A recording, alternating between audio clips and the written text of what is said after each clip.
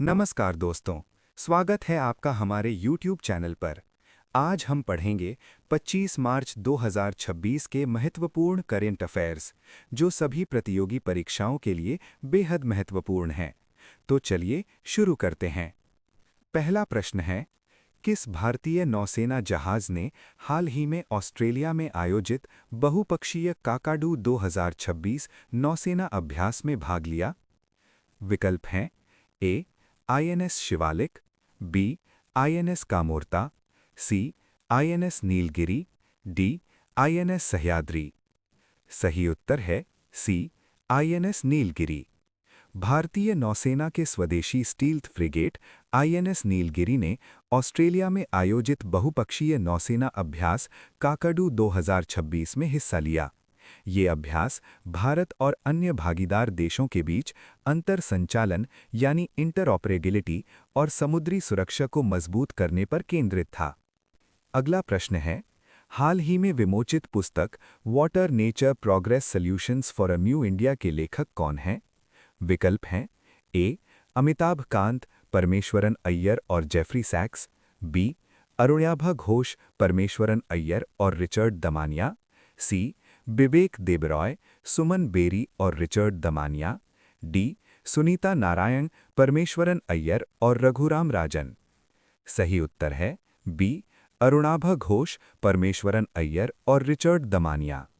भारत में जल प्रबंधन, जलवायु परिवर्तन और सतत आर्थिक विकास की जटिल चुनौतियों का विश्लेषण करने वाली इस महत्वपूर्ण पुस्तक को नीति निर्माताओं और अर्थशास्त्रियों की तिकड़ी अरुणाभा घोष, परमेश्वरन अय्यर और रिचर्ड दमानिया ने संयुक्त रूप से लिखा है। अगला प्रश्न है, किस अमेरिकी स्टार्टअप ने सैटेलाइट रिफ्लेक्टर यानी परावर्तक का उपयोग करके रात में पृथ्वी के चुनिंदा हिस्सों में सूरज की रोशनी प्रदान करने का दावा किया है?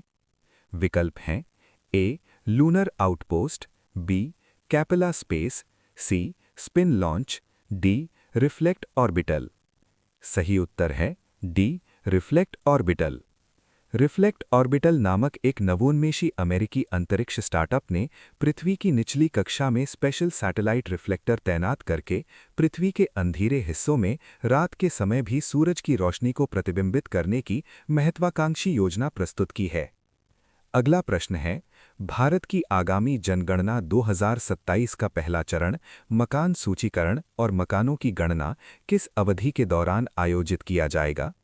विकल्प हैं ए 1 अप्रैल से 30 सितंबर 2026 तक, बी 1 मई से 30 नवंबर 2026 तक, सी 1 जुलाई से 31 दिसंबर 2026 तक, डी 1 जनवरी से 30 जून 2026 तक।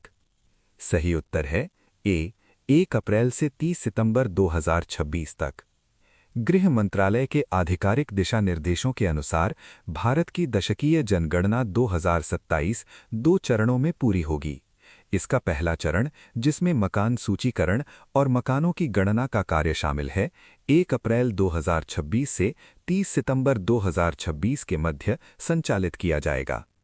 अगला प्रश्न है, हाल ही में किस कलाकार द्वारा भारतीय क्रिकेटर संजू सैमसन की 150 फुट लंबी कलाकृति तिरुवनंतपुरम के सेंट मेरी मैदान में प्रदर्शित की गई? विकल्प हैं A Riyas Komu, B Sudarshan Pattnaik, C William Panipichai, D K S. Radhakrishnan. सही उत्तर है सी विलियम पनिपिच्चा। केरल के तिरुवनंतपुरम स्थित सेंट मेरी मैदान में स्थानीय कलाकार विलियम पनिपिच्चा ने भारतीय विकेटकीपर बल्लेबाज संजू सैमसन की खेल उपलब्धियों के सम्मान में 150 फुट लंबी एक भव्य और विशाल कलाकृति का निर्माण कर उसे आम जनता के लिए प्रदर्शित किया। अगला प्रश्न है, हाल ही में भू राजनीतिक कारणों से चर्चा में रही लितानी नदी किस देश की एक प्रमुख नदी है? विकल्प हैं ए सीरिया, बी जॉर्डन, सी इज़राइल, डी लेबनान। सही उत्तर है डी लेबनान। लितानी नदी मध्य पूर्व के देश लेबनान की सबसे लंबी और महत्वपूर्ण जलधारा है, जो पूरी तरह से लेबनान की सीमाओं के भीतर बहती है। हालिया मैन्य संघर्षों और अंतर्राष्ट्रीय सीमा विवादों के कारण इसका दक्षिणी बेसिन क्षेत्र समाचारों में प्रमुखता से बना हुआ है। अगला प्रश्न है, फरवरी 2026 के लिए ICC women's player of the month का पुरस्कार किसे प्रदान किया गया है? विकल्प हैं ए रेणुका सिंह, बी अरुंधति रेड्डी, सी दीप्ति शर्मा, डी स्मृति मंदाना।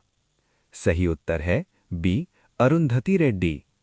भारतीय महिला क्रिकेट टीम की होनहार तेज गेंदबाज अरुंधति रेड्डी को अंतर्राष्ट्रीय क्रिकेट परिषद द्वारा फरवरी 2026 के लिए ICC women's player of the month चुना गया है। उन्हें ये सम्मान उनके उत्कृष्ट प्रदर्शन और किफायती गेंदबाजी के लिए दिया गया।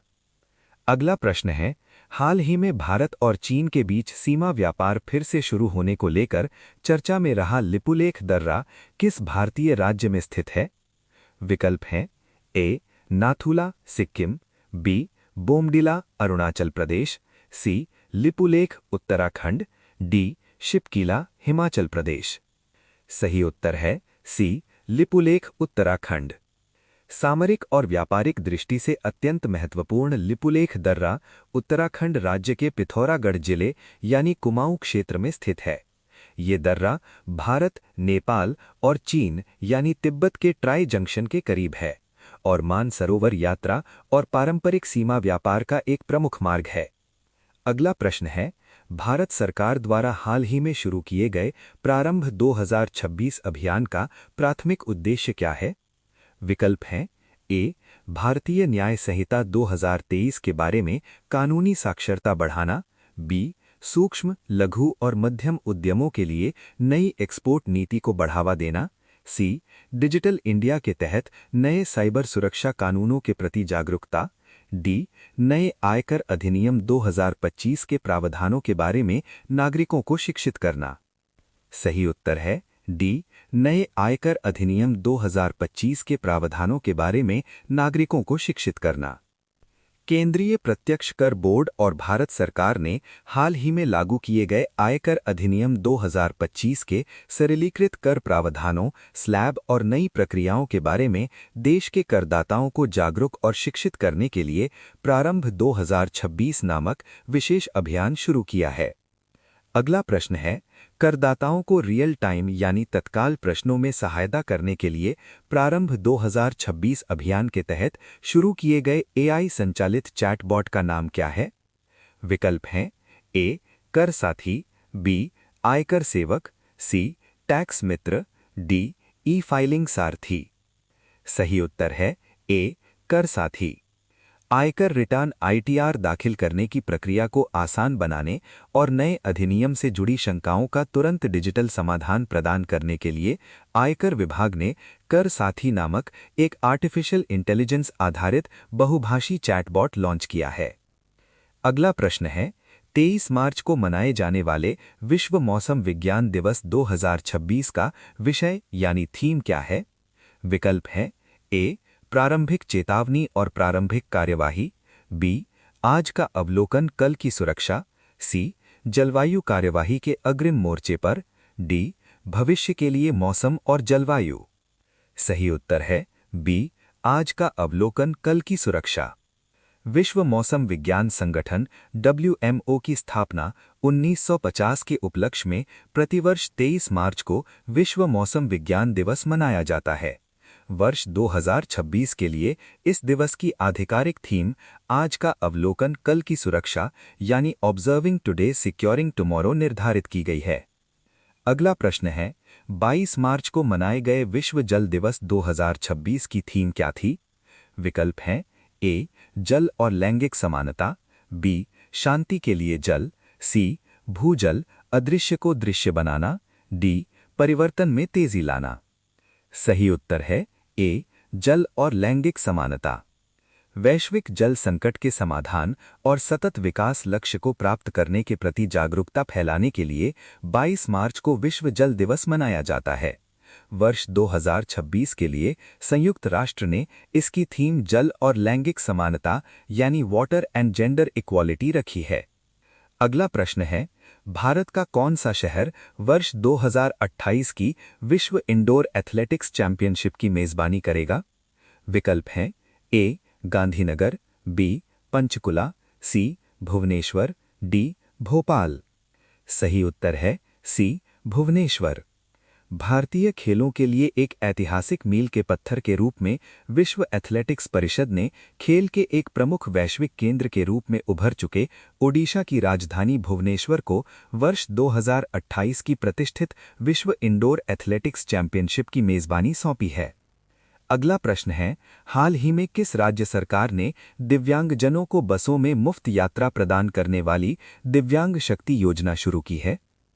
विकल्प हैं ए तेलंगाना, बी ओडिशा, सी कर्नाटक, डी आंध्र प्रदेश। सही उत्तर है डी आंध्र प्रदेश। आंध्र प्रदेश सरकार ने दिव्यांग व्यक्तियों को समाज की मुख्य धारा से जोड़ने, उन्हें आर्थिक रूप से सशक्त बनाने और उनके सुगम आवागमन को सुनिश्चित करने के उद्देश्य से दिव्यांग शक्ति योजना लागू की है, जिसके तहत राज्य परिवहन की बसों में उनकी यात्रा पूर्णतः